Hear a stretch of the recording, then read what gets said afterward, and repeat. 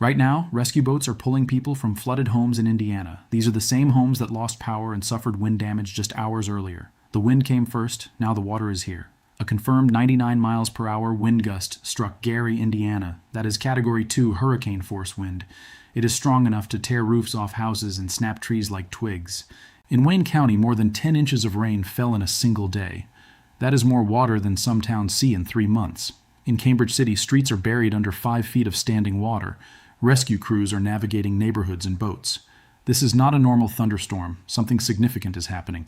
A rare, long-distance windstorm called a derecho carved a 400-mile path of destruction across 6 states. Then the same storm system stalled and dumped historic rainfall on the same communities.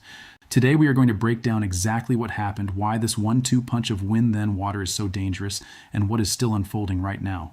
No guessing, no dramatizing. Just the facts, the science, and the real stakes. Have you ever lived through a derecho or flash flooding? Tell us what it was like. We want to hear your story. Subscribe now. We are tracking this storm system and the flood crests as they move downstream, and you will not want to miss what comes next. The confirmation came at 5:07 p.m. Eastern Daylight Time on August 11th.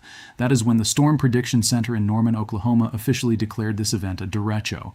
The Storm Prediction Center is the federal office that monitors and confirms severe weather across the entire United States. They do not use that word lightly. A derecho is a long-lasting windstorm that travels hundreds of miles in a straight line. Unlike a tornado that spins in a tight circle, a derecho pushes forward like a massive wall of wind. It is the atmospheric equivalent of a freight train that refuses to stop. This one started in eastern Iowa. It tore across Illinois. It slammed into Indiana. It kept going into Ohio, Kentucky, and West Virginia. The minimum confirmed path length is over 400 miles. To put that in perspective, that is roughly the distance from New York City to Pittsburgh, and it did all of this in 14 hours. Most thunderstorms last about 30 minutes. This one lasted an entire day. The mechanics behind this are worth understanding. The storm system was what meteorologists call a mesoscale convective system. That is a large, organized cluster of thunderstorms that merge together and move as one massive storm system. Imagine dozens of individual storms joining forces and organizing into a single coordinated weather machine. When these systems reach a certain intensity and duration, they earn the derecho classification. The winds are not produced by a single thunderstorm downdraft. They come from something called a bow echo, where the storm front bows outward and creates a sustained surge of destructive wind. That is what happened here. The system generated a maximum confirmed wind gust of 99 miles per hour in Gary, Indiana. That is Category 2 hurricane force wind. It is the kind of wind that peels siding off homes, uproots mature trees, and turns loose objects into projectiles. And unlike a tornado that hits one neighborhood and lifts, this wind stayed on the ground for hundreds of miles. The derecho also spawned tornadoes, 6 of them to be precise. The strongest was a high-end EF1 with winds of 110 miles per hour in Delaware County, Iowa. The enhanced Fujita scale rates tornadoes from EF0 to EF5, and EF1 has winds between 86 and 110 miles per hour. It is strong enough to peel surfaces off roofs, overturn mobile homes, and snap large trees. So the communities in this storm's path faced both the straight-line wall of wind and spinning tornadoes embedded within it. That is a double threat that makes preparation incredibly difficult. You cannot predict exactly where a tornado will touch down within a larger derecho. You can only know that the entire region is in danger. The human toll was immediate.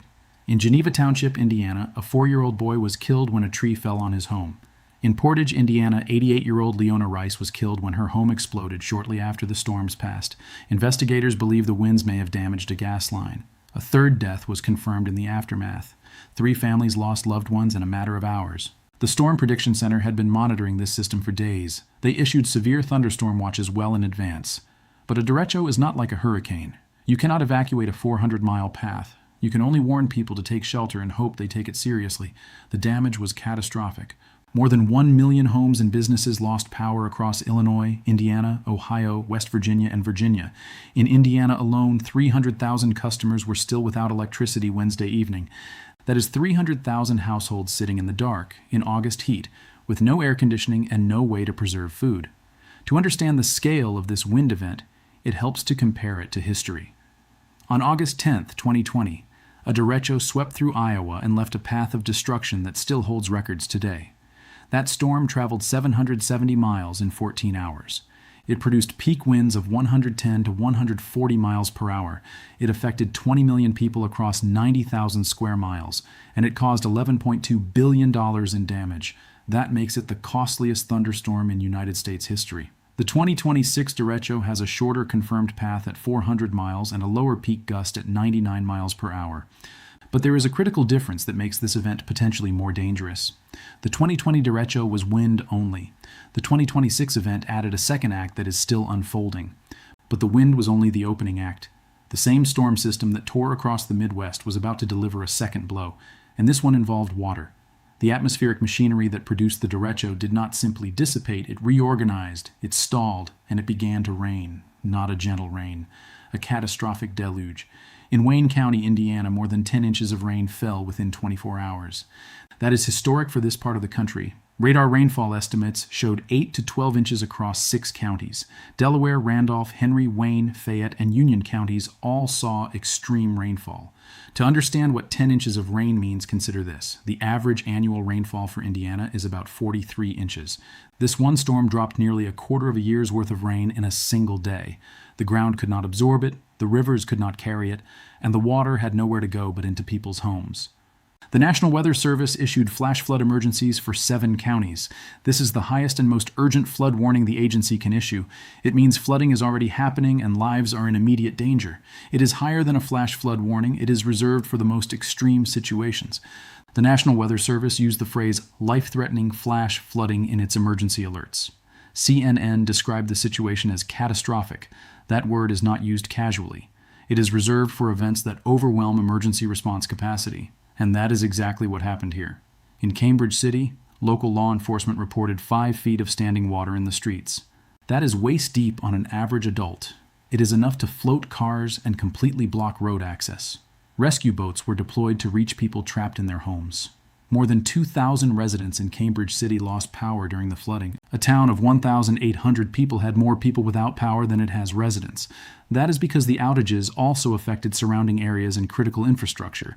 To understand what 5 feet of water actually does to a home, picture your own living room. Now imagine the water line reaching your chest. Every electrical outlet is submerged. Every piece of furniture is ruined. The drywall soaks up water like a sponge and begins to crumble within hours. The wooden floorboards warp and buckle, and the water is not clean. It carries sewage, fuel, chemicals, and debris from upstream. Everything it touches becomes contaminated. Even after the water recedes, the damage continues. Mold begins growing within 24 to 48 hours. It spreads through walls and into the air people breathe. This is why flood recovery takes months, not days. The visible damage is only the beginning.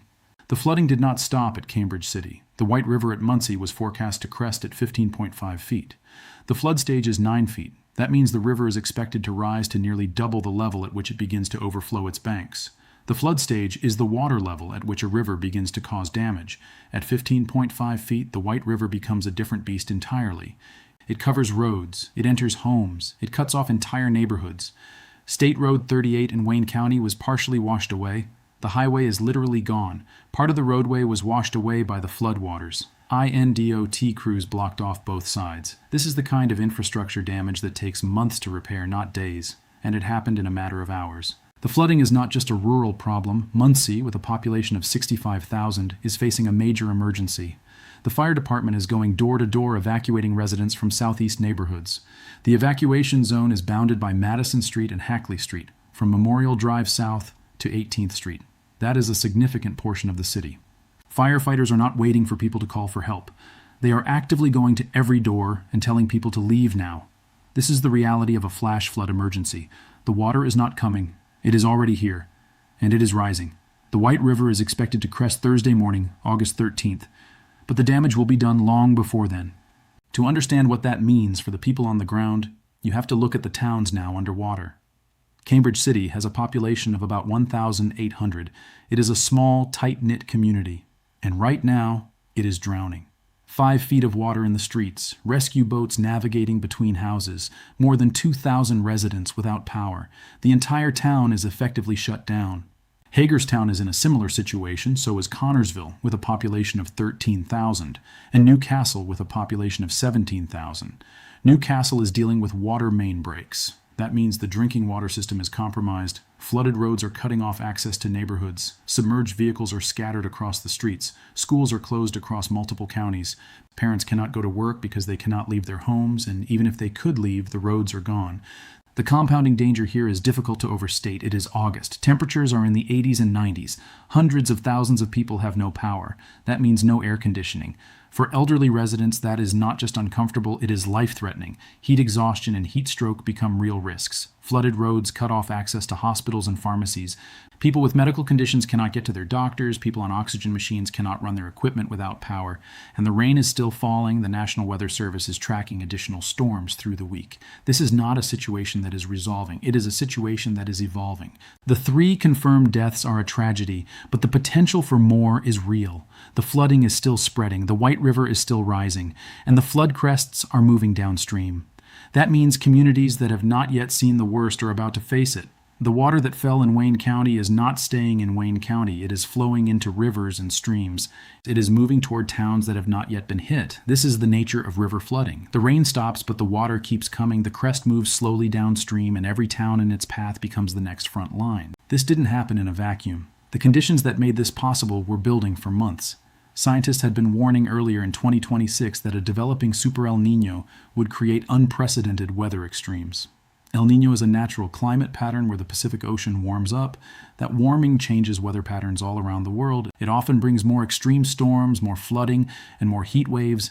The term Super El Niño is reserved for the strongest versions of this pattern, and it was developing exactly when this storm system formed.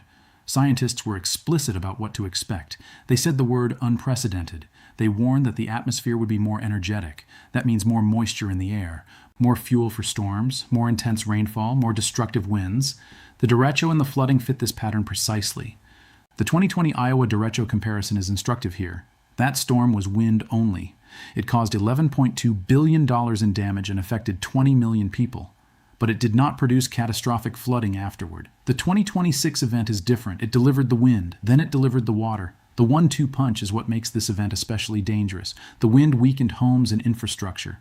The water then exploited those weaknesses. A roof damaged by 99 miles per hour winds is more likely to leak when 10 inches of rain falls.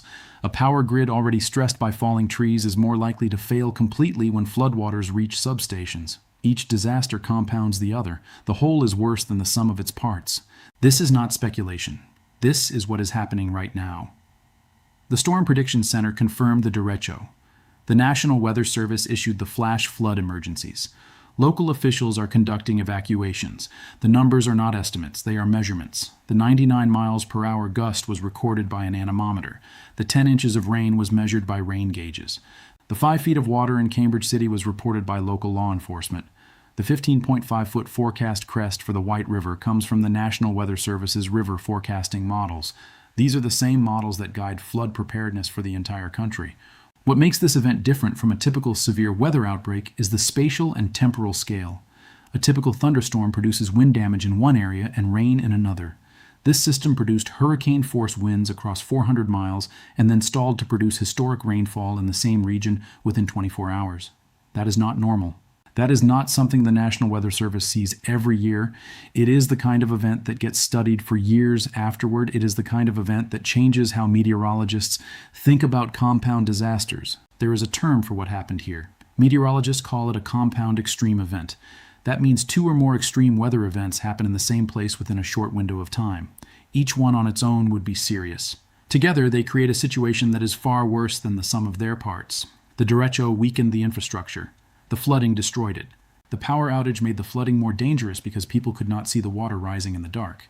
The flooding made the power outage more dangerous because people could not leave their homes to find help. The heat made both worse because people without power had no way to cool down. This is the reality of compound disasters. They do not follow a simple script. They pile one crisis on top of another until the system is overwhelmed.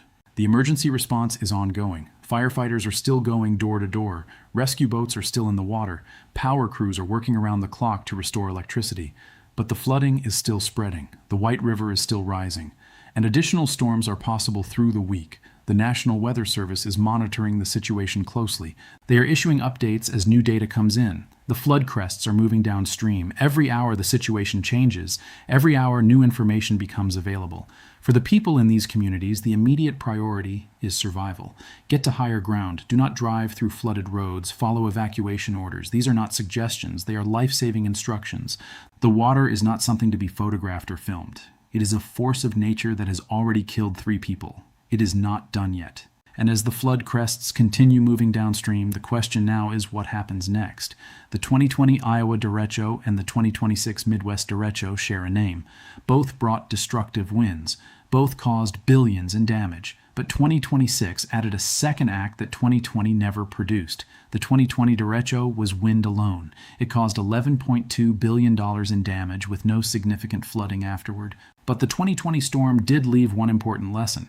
It showed that the insurance industry was not prepared for inland wind damage of that scale. Many homeowners in Iowa discovered that their policies did not cover wind damage from a straight-line storm. They had coverage for tornadoes and hail, but not for derechos. The same issue is likely to surface here. And flood damage is even more complicated. Standard homeowners insurance does not cover flooding. Flood insurance is a separate policy, usually purchased through the National Flood Insurance Program. Many homeowners in inland areas do not carry it because they do not live in a designated flood zone. They believed they were safe. Now they are discovering they are not.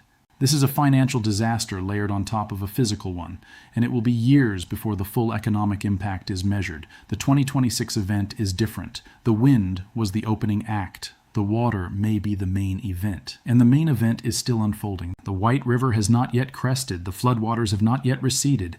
The full extent of the damage is not yet known. Let us talk about what recovery will actually look like. The Federal Emergency Management Agency, known as FEMA, will likely be called in to assess the damage. That process takes time. Teams must survey every affected county, document every damaged home, and verify every claim. For individual families, the process is slow and frustrating. They must document their losses with photographs and receipts. They must prove what they owned and what they lost. For renters, the situation is even harder. They do not own the property, so they must rely on landlords to make repairs. And while all of this paperwork is happening, families are staying with relatives in hotels or in emergency shelters. The emotional toll is just as heavy as the physical damage. People lose photographs, heirlooms, and everyday items that cannot be replaced. The road back is long, and for many it will take years. What is known is that the wind knocked out power and damaged homes. Then the water came for the people who thought the worst had passed. The first disaster is rarely the only one. We tend to prepare for the disaster we can see coming. We board up windows for a hurricane. We evacuate for a wildfire. We take shelter for a tornado. But the real danger is often what follows the first blow. The earthquake that triggers the tsunami. The hurricane that causes the levee failure. The derecho that sets the stage for catastrophic flooding. The wind was the warning. The water is the reality. And for the communities of East Central and Southeast Indiana, the reality is still sinking in. Literally, the people of Muncie, Cambridge City, Newcastle, and Connorsville are living through something that will be studied for years. They are living through a compound disaster, the kind of event that tests everything. Emergency response systems, infrastructure resilience, community bonds. And they are doing it without power, without air conditioning, without reliable roads. They are doing it with rescue boats in their streets and firefighter boots on their porches. They are doing it together. Have you ever thought the worst was over and then something worse happened? A storm that seemed to pass and then a flood? A power outage that became a health emergency? A disaster that compounded into another disaster? Tell us about your experience in the comments. We want to hear your story. And if you know someone in the Midwest, share this video with them. They need to know what is still coming. Subscribe now. We are tracking the flood crests as they move downstream. The water is still moving. The story is still unfolding, and we will be here to tell you exactly what happens next. Before we go, here is one more number to keep in mind. The derecho traveled 400 miles in 14 hours. That is an average speed of about 30 miles per hour. That is roughly the speed of a car driving through a residential neighborhood. The storm did not outrun anyone who was paying attention. The warnings were issued. The watches were posted. But for many people, the warning did not feel urgent. A severe thunderstorm watch is common in the Midwest during summer. People see it on their phones and dismiss it. They have seen dozens of these warnings before and nothing happened. This time, something happened. A 4-year-old boy is dead. 2 other families are grieving, and thousands of homes are underwater. The lesson is not that warnings are overused. The lesson is that the atmosphere can always do more than we expect, even in a place that has seen it all. Even in a summer that scientists warned would be extreme. The wind came, the water came, and the people of Indiana